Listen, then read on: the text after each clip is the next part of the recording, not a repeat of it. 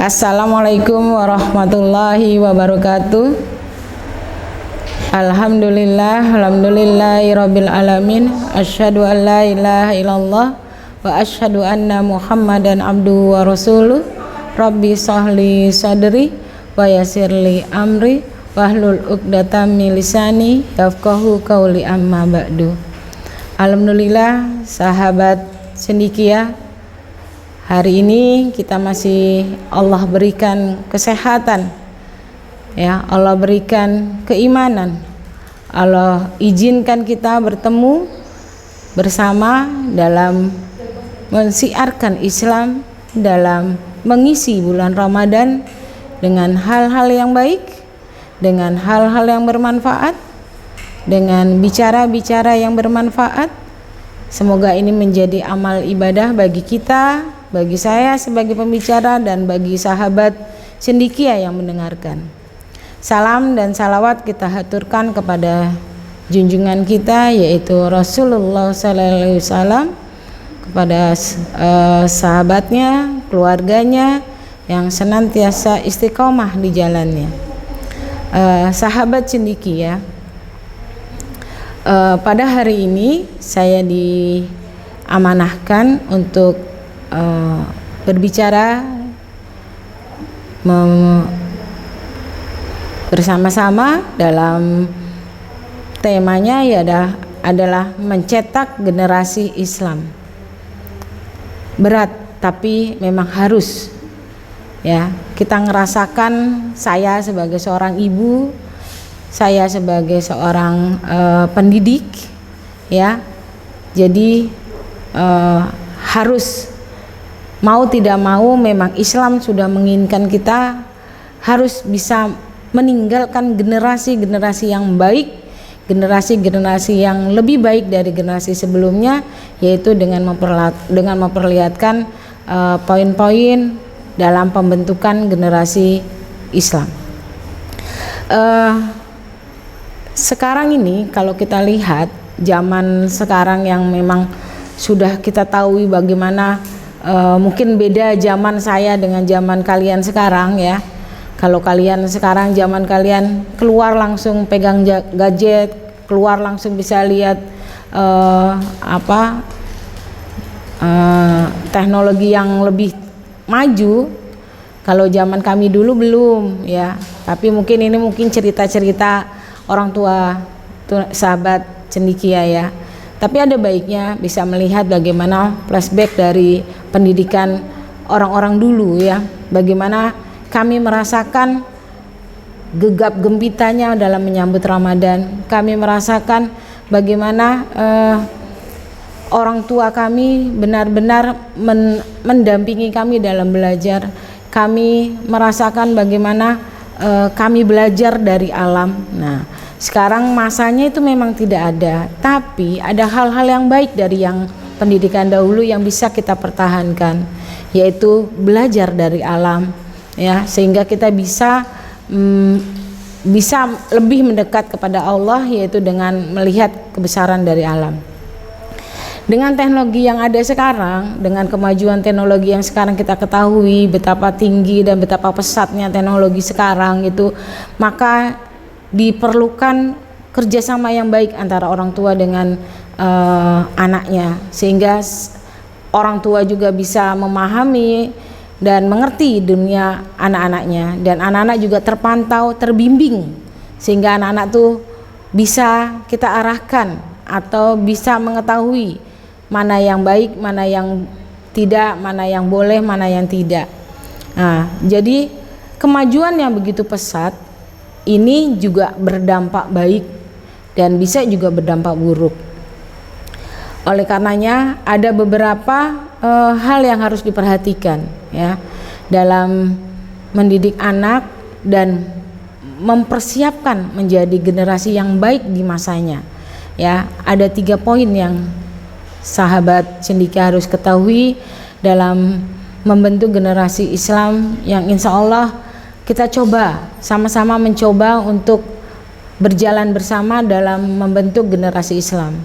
Yang pertama adalah pendidikan akidah, yang kedua adalah pendidikan akhlak, Yang ketiga adalah ibadah. 3 poin. 3 poin ini selalu berkaitan, tidak bisa dipisahkan satu dengan yang lainnya. Poin 1, pendidikan akidah. Dia menjadikan dasar bagi kita, dasar bagi generasi yang akan kita bangun. Dasar dari sebuah bangunan juga akidah. Akidah adalah iman dan keyakinan yang teguh, yang tidak akan ada keraguan sedikit pun bagi yang meyakini.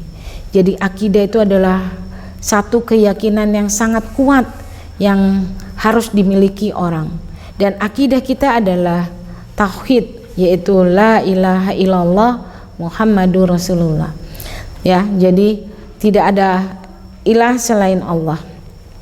Ya, kemudian pendidikan akidah dari awal kita keluar dari rumah sampai kita tidur lagi, tujuan kita adalah mencari ridha Allah. Maka menjadi hal yang positif ya kalau misalkan kita membiasakan anak kita senantiasa melibatkan Allah dalam semua urusan. Jadi pendidikan akidah menjadi pendidikan yang sangat-sangat fundamental, sangat-sangat menjadi fondasi bahwasanya tauhid itu harus terus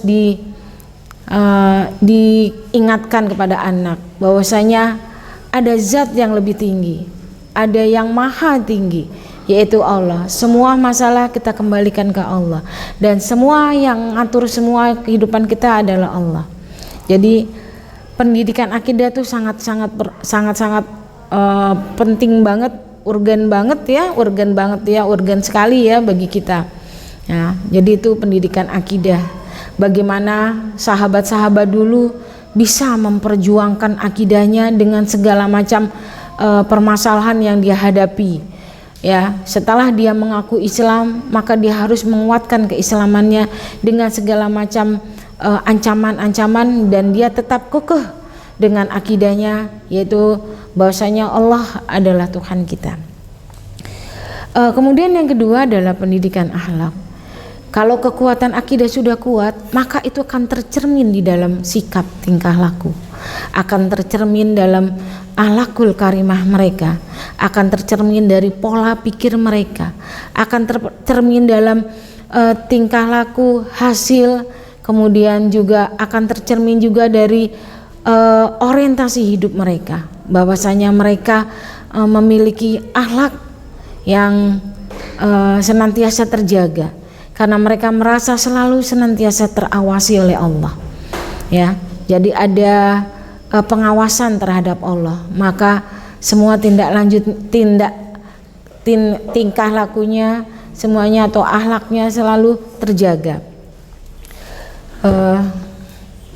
Kemudian yang ketiga, kalau akidah sudah kuat, kemudian tergambar dari akhlak atau tingkah laku yang baik, maka insya Allah akhlak yang baik itu juga tergambar dari ibadahnya, bahwasanya ibadah dia juga insya Allah baik, ya, karena dengan ibadah maka Allah menjaga dia, menjaga akhlaknya, kayak gitu, ya. Jadi ibadah yang baik juga menjadi hal yang penting, menjadi komponen dalam mencetak generasi Islam, ya. Jadi orang tua pun berperan sangat-sangat penting dalam pendidikan, dalam mencetak generasi Islam ini, yaitu dengan akidah kita. Sudahkah kita menanamkan akidah yang dalam terhadap anak-anak kita, terhadap anak didik kita? Kemudian bagaimana akhlak anak kita, bagaimana akhlak anak didik kita yang sekarang? Kalau dia salah, bilang salah. Kalau dia keliru, bilang keliru. Kasih tahu mana yang benar. Jangan merasa, nanti dia tahu sendiri. Tidak. Anak tidak akan pernah tahu kalau kita tidak kasih tahu, karena anak merasa ini sudah baik gitu. Maka perlu ada teguran, perlu ada peringatan. Selain ada teguran, pasti ada hadiah, ada penghargaan. Itu yang kadang kita suka lupa. Kita kadang hanya teguran saja, tidak memberikan hadiah atau pujian ya. Jadi yang pertama adalah pendidikan akidah, yang kedua adalah pendidikan akhlak, dan yang ketiga adalah ibadah ya.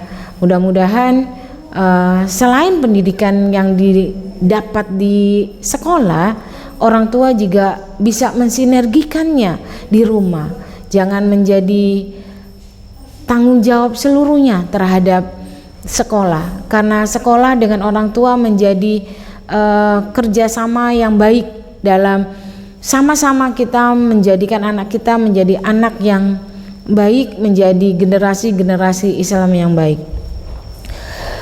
Di surat Al-Mujadilah itu ada Allah menerangkan ya,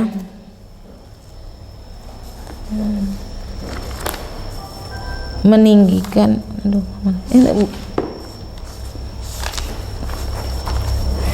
bahwasanya Allah meninggikan orang-orang yang diberi ilmu ya. Bagaimana di sini Allah tuh mengingatkan kepada kita bahwasanya menuntut ilmu itu adalah kewajiban, dan Allah juga meninggikan orang-orang yang menuntut ilmu atau yang diberi ilmu.